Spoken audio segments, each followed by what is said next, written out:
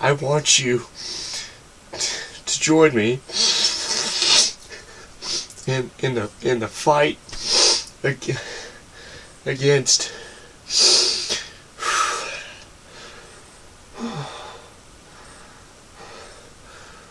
oh, only you can help. I need your help to stop the biggest killer in America. Stupidity. Actually, it's heart disease. But here's my point. Gun control laws are getting out of hand.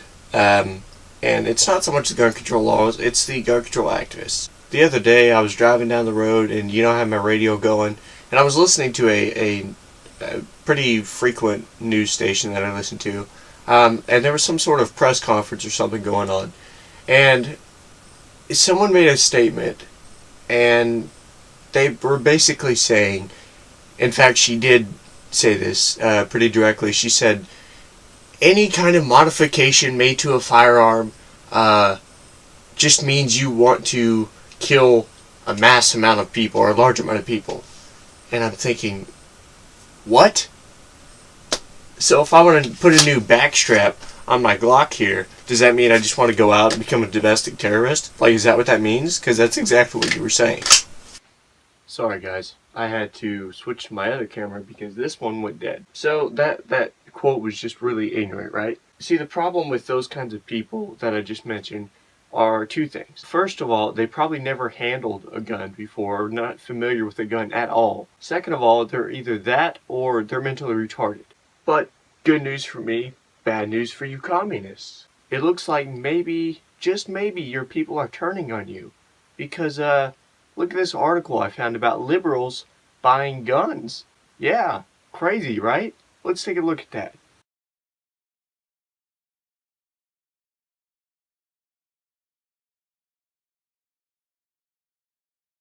Maybe they realized guns aren't the actual killer. Consider the California wildfire that's going on right now. Let's take a look. 10 dead as California fires destroy at least 1,500 homes and businesses. 10 people, okay? Keep that in mind. So I know what you're thinking. Fires are not caused by people. They're natural. Have you never heard of arsonists? They're people that light and start fires to kill people and destroy businesses and homes and things. So, what? Okay, now, the Vegas shooting that just happened. Terrible tragedy. My thoughts and prayers go out to the victims and the families of the victims. Now, that being said, I'm not blaming the victims here. It was a crazy mass shooting that happened. I'm not blaming the victims. But think about this. You have people that gunshots are going on all around. They're just going crazy. People are shooting, or, whatever shooting. Bullets are flying, stuff like that. Mass chaos is going on, right? But then you've got people like this. Let's take a look. Now, in that photo, you can clearly see people hunkering down. They're taking cover. In the video, actually, you can see a lot better. In the picture, not so much. But in the video, you can see people hunkering down, taking cover, stuff like that. But this chick's just kind of nonchalantly up there. Oh, let's look at the clouds. Like, what? What are you doing? Now, maybe she's just like really brave, right? Maybe she's got courage or whatever. But there's also a thin line between bravery and stupidity, and that line is often crossed. You've got people on one hand that are like that, and then on the other hand, you got people like this. Here's a story about Big and Rich, the country music man or band or whatever. This is a pretty good news story about it. Actually, let's take a look. So, country music star John Rich handed over his own firearm to a police officer who used it to defend civilians in a bar during the Las Vegas Strip massacre. Rich, who is the star of Big and Rich, explained how it all went down on Fox News. He says, and I quote, "I had an off-duty police officer. It was a Minneapolis police officer, off-duty. He was in my bar hanging out. He came up to me and showed me his badge, and he says, 'I'm an officer,' or 'I'm officer,' I forget his last name. 'I'm a police officer, and I'm not armed for the first time ever. I can't believe it. Are you armed?' I said, yes, I am armed. I had my concealed carry. He asked, can I have your firearm so I can hold point on this door? So I handed over my firearm to him. Everybody got behind him, and for 2 hours he held point on that door without flinching. That's bravery. What you were doing, lady, that was stupid. Understand where that line is, and that you just crossed it. Kudos to that officer. That was awesome. These people, like that cop, realize that guns are not the killer. They're really not. It's the people behind the trigger. It's the killers, the actual killers, the bad guys, who are the one that are actually killing people. It's not the object itself. So in fact, let's look at the examples of a few killers that we all know and love. Well, maybe not love, but we all know about them. Hitler, okay? Yes, he did shoot people, or he had people, his soldiers shoot people. Okay, we understand that. However, he also primarily used gas, concentration camps where people were worked to their bones with little to no food, and euthanasia, which if you don't know, look it up. It's basically like a process of killing someone medically. Look at Joseph Stalin. He primarily used famine and malnourishment to kill off millions of people. Today there are many different causes of killers, right? And many different causes of deaths, rather, that are not by guns. So let's look at a few of them right there. I'm about to flash a picture up of causes of death. Blood infection, you see at the top of the list. 25,890 people. Suicide is next. That's actually got more. 33,000. Drunk driving, about 26,000. Unintentional poisoning, like, oops, I just dropped cyanide into your coffee. 24,000 people. All drug abuse, which is pretty broad. 19,000 people. Homicide. Now, notice it doesn't say homicide by gun. Okay, notice that. Now, we go down the list. Blah, blah, blah. Prescription overdose. Murder by gun. 8,000 people. And this is in a year, I believe. Yeah, I believe this was in a year from January to now. This year. I mean, this was a live ticker. There's actually a website where you can go on and view this. It's a live ticker. It goes up and up and up. It's crazy. I mean, texting while driving is only half of gun murders. That's insane.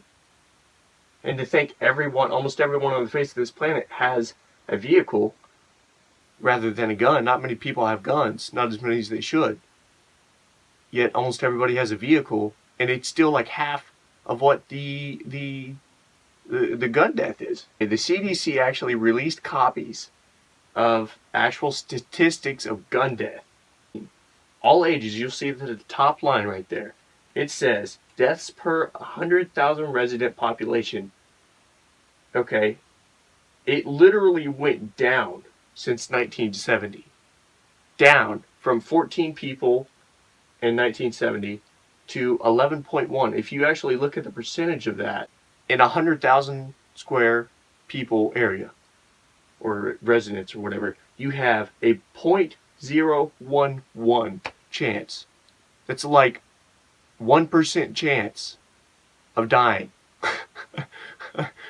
by a gun. Okay, according to the CDC in 2015. Next, we have the Malaysia chemical attack, and I'll pop that picture up here. A government chemist says the estranged half-brother of North Korea's leader had about 1.4 times the lethal dosage of VX nerve agent on his face after he was attacked at a Malaysian airport. So basically, this dude attacks this other dude with a chemical gas, right? A government chemist said he couldn't directly say if the VX concentration was enough to kill him, but the amount is 1.4 times the lethal dosage. It's chemical, right? This is not a chemical. That was. Let's look at it from a different side. Maybe it's real estate, right? And let's consider this. You're from a town where, like I am, right? We have about 5, 6, 7,000 people. Small farming community, right? We know better. We don't go to places, these huge $100,000 resident places, without packing a gun, right? Most of us have our concealed carry license. Okay? We're abiding by all the laws in our state. But we know better than to go places like that with a larger percent of population, with a larger percentage crime rate, without packing protection. I know a few people I'm close to, people I work with, that were actually robbed at gunpoint in these towns I'm talking about. But they had the means necessary to scare these people off. And they did so. Now, I didn't say they killed them. I said they scared them off. Because really, if you look at a bad guy and you look at a good guy, unless he's some mafia dude who's seen guns his whole life, he sees a gun, he's like, oh crap, they're fighting back. I'm out of here. And that's exactly what happened. Remember the thing I just said about real estate? Well, let's consider this. Somebody posted recently, or somebody I'm friends with on Facebook, they posted that, X amount of people died in the Vegas massacre, but X amount of people died in Chicago in the month of September, but no mainstream media covered it. Okay, I understand that. I get that. Not to sound crude, but the mainstream media, along with everybody else in the world, kind of expects that to happen in Chicago, right? It's a high crime area. I know you guys are about to say, well, they need to have gun laws. That's the problem. Well, they do. In fact, White House Press Secretary Sarah Huckabee just made a statement on that after the Vegas massacre. Let's take a look. She says, and I quote, "I think one of the things we don't want to do is try to create laws that won't stop these types of things from happening." True. I think if you look to Chicago, where you had over 4,000 victims of gun-related crimes last year, they had the strictest gun laws in the country. That certainly hasn't helped there. And it's true. In fact, we looked it up. Illinois gun laws.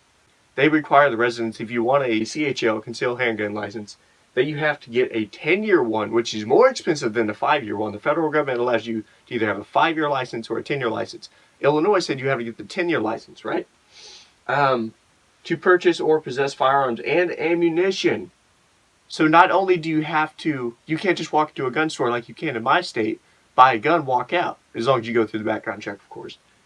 But you have to have a 10-year license to buy, purchase, or possess firearms and ammunition.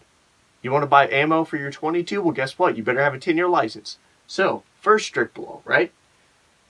It also imposes waiting periods between the purchase and the actual transfer of a firearm to a purchaser.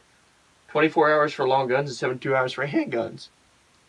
Pretty interesting. In fact, in my state, like I said, you walk into a store, pay the man money, he runs a background check, you walk out the door. Of course, you have to do the paperwork and things like that, but it might take 10-15 minutes, if that. To where this could take anywhere up to 72 hours. Okay? And you have to buy a 10-year license, let's not forget that.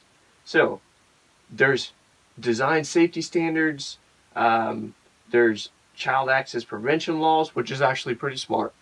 Just crazy things like this. So, Chicago has, or Illinois rather, has some of the strictest gun laws in America.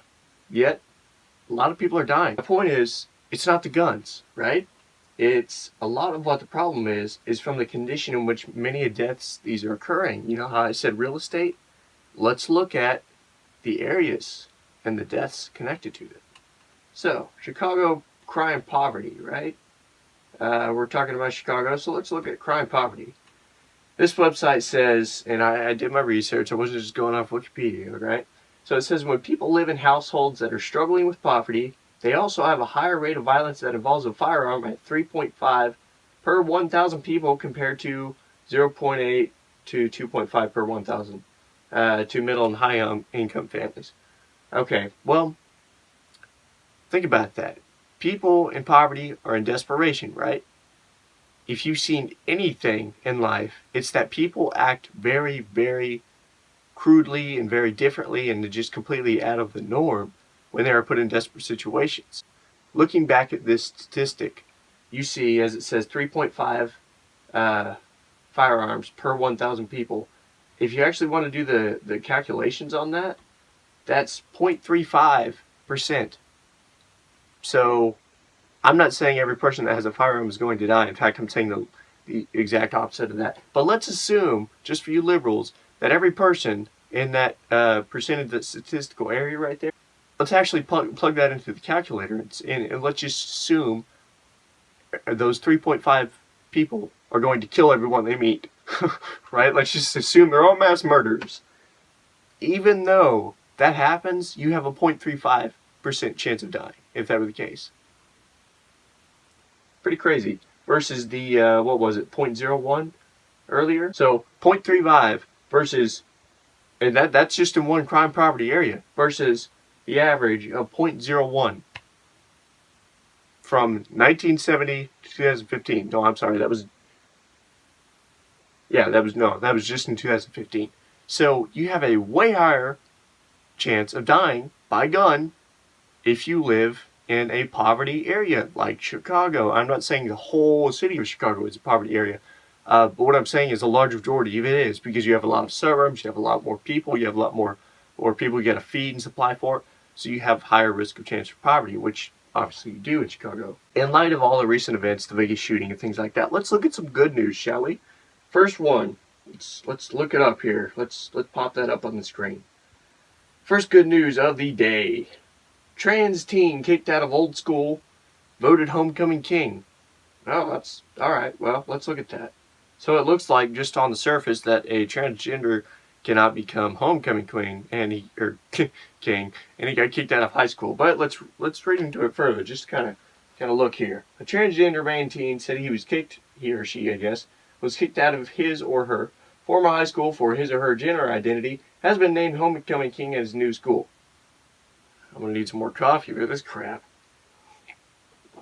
The announcement of Styles' crap hole as king was made Friday evening at the halftime of Noble High School's homecoming football game, blah, blah, blah. My heart kind of dropped. So did your puberty when you heard the announcement. This kid transferred to Noble after he said he was asked to leave Tri-City Christian Academy in Somersworth, New Hampshire because of his gender identity. Okay.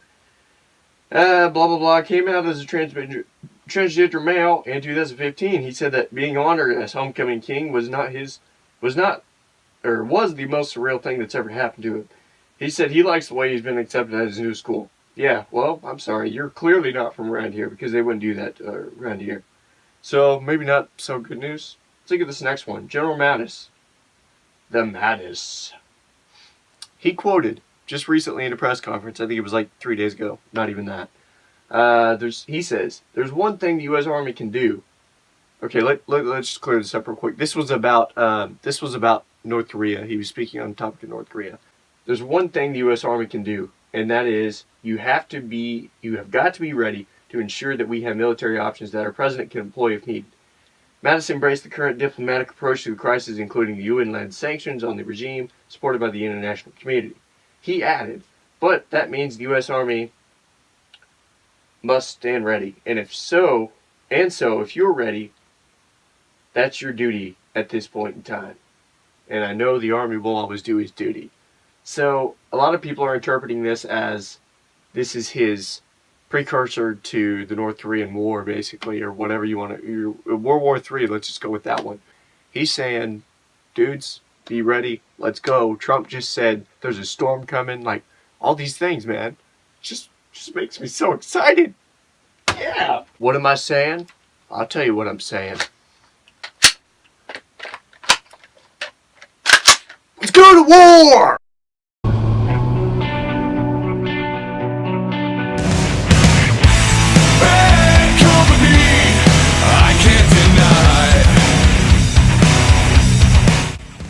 So all in all, my overall take from this is, let's go to war, children. Let's go to war. Let's go to war.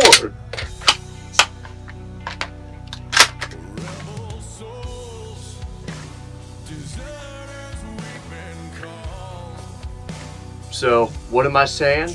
I'll tell you what I'm saying. I'm saying I can't get this back in my holster.